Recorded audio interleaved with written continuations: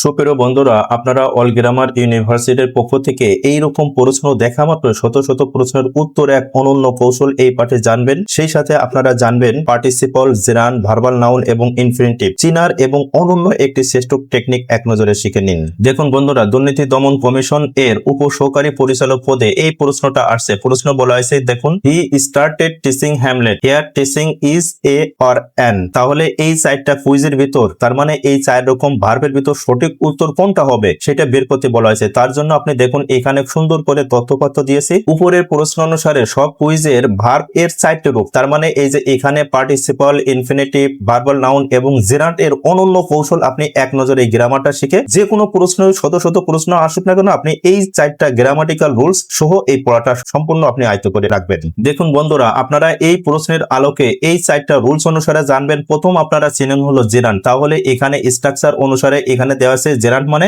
Verb হবে, সেই ভার্বের শেষে আইএনজি হবে, আর এইটার কাজ হবে সর্বদা নাউন এবং ভার্বের কাজ করবে। তার মানে দুইটা পার্টস অফ স্পিচ এই জেরান্টের ভিতর থাকে। আর উদাহরণ হিসাবে এইখানে আমি দিচ্ছি। তার আগে আপনি এই গ্রামাটিক্যাল রুলসটা এই তিনটা আপনাকে আয়ত্ত করতে হবে। এক নম্বরে বলা হয়েছে বি ভার্ব বা পৃথিবীর যে কোনো ভার্বের আগে থাকবে। তাহলে দেখুন এই যে এইখানে ইসটাও কি 100% বি ভার্ব, অথবা যে কোনো ভার্ব থাকুক না কেন এর আগে এই ভার্ব শো আইএনজি থাকবে। এইটা হলো গ্রামাটিক্যাল রুলস এর প্রথম শর্ত আপনাকে এই জেরান্ট চিনার। এবার দুই নাম্বার রুলসে বলা হয়েছে কি, দেখুন, verb plus V plus ING, তার মানে এই ভার্বের পরে আবার ভার্ব থাকবে, এরপরে 100% আইএনজি থাকবে। দেখুন এখানে আমি সুন্দর করে ব্যাখ্যা দিয়েছি। দেখুন তার মানে পর পর দুইটি ভার্ব এর শেষে সর্বদা আইএনজি থাকবে। তাহলে দেখুন আপনাকে এইখানে, অর্থাৎ হি স্টার্টেড টিচিং, তাহলে এই স্টার্টেড হলো একটা ভার্ব, আবার এরপরে টিচ হলো একটা ভার্ব, এরপরে কি আছে আইএনজি। তাহলে এরকম পর পর দুইটা ভার্ব থাকবে, শেষে আইএনজি থাকবে, সেটা 100% কি হবে আপনারা বলুন, এই যে জেরান্ট হবে। তাহলে এই চারটা কুইজের ভিতর সঠিক উত্তর হবে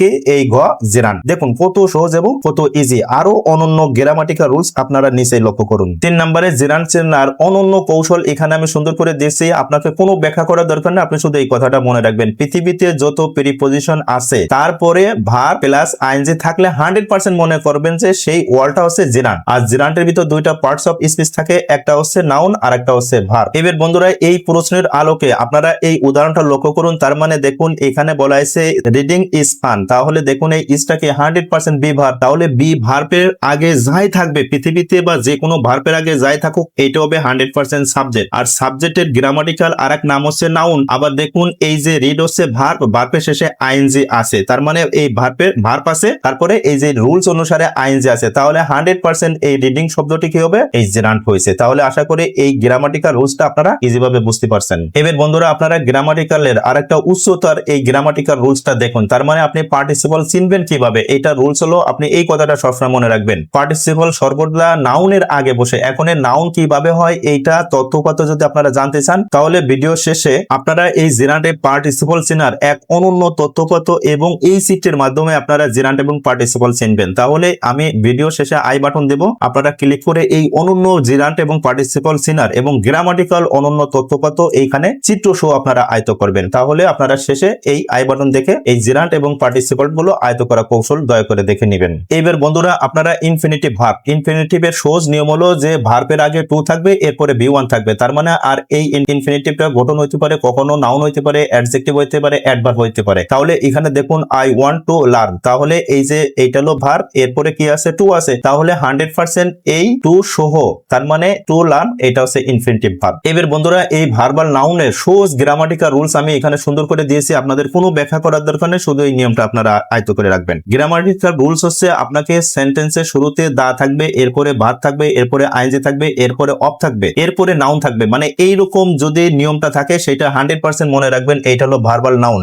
ভার্বাল নাউন কিন্তু জেরান্ট না, জেরান্ট আবার পার্টিসিপল না, পার্টিসিপল আবার কিন্তু নন ইনফিনিটিভ ভার্ব না। তার মানে এই সাইডটা ভার্বই কিন্তু আলাদা নাম রয়েছে গ্রামাটিক্যালে, এইভাবে আপনাকে আয়ত্ত রাখতে হবে। তাহলে বন্ধুরা এই ভার্বাল নাউনের এই গ্রামাটিক্যাল রুলস অনুসারে আপনারা এখানে দেখুন সহজভাবে উদাহরণ দেওয়া হয়েছে কি, দেখুন দা টিচিং অফ ইংলিশ মানে ইংরেজি শিক্ষা। তাহলে দেখুন এখানে অফ আছে আর শুরুতে দা আছে, আর এখানে টিচিং হলো ভার্ব, এর শেষে আইএনজি। তাহলে এই টিচিং শব্দটি 100% হচ্ছে ভার্বাল নাউন। আমি বারবার বলছি বন্ধুরা, এটা কিন্তু ভার্বাল নাউন, এটা কখনো কিন্তু জেরান্ট না। ভার্বাল নাউনের একই শর্ত হলো the plus V one plus ING plus of, আর জেরান্টের শর্ত হলো পরপর দুইটা ভার্ব থাকবে, এরপরে আইএনজি থাকবে। আর পার্টিসিপলও আইএনজি থাকে, কিন্তু সেটা এইবার আপনারা এই আই বাটন ক্লিক করুন এবং পার্টিসিপল জেরানটা ইজি ভাবে শিখে নিন। আর বন্ধুরা, এইরকম যদি আপনারা গ্রামাটিক্যাল রুলস জানতে চান তাহলে আমাদের এই ইউটিউব এবং এই ফেসবুক প্লেলিস্ট থেকে আপনারা নিয়মিত ভিডিও দেখুন। All grammar knowledge for ever, তার মানে এই জ্ঞানগুলো আপনি কখনো বলবেন না। এরকম তথ্যচিত্র সহ অনন্য গ্রামাটিক্যাল রুলস আপনারা আমাদের এই অল গ্রামার ইউনিভার্সিটির পক্ষ থেকে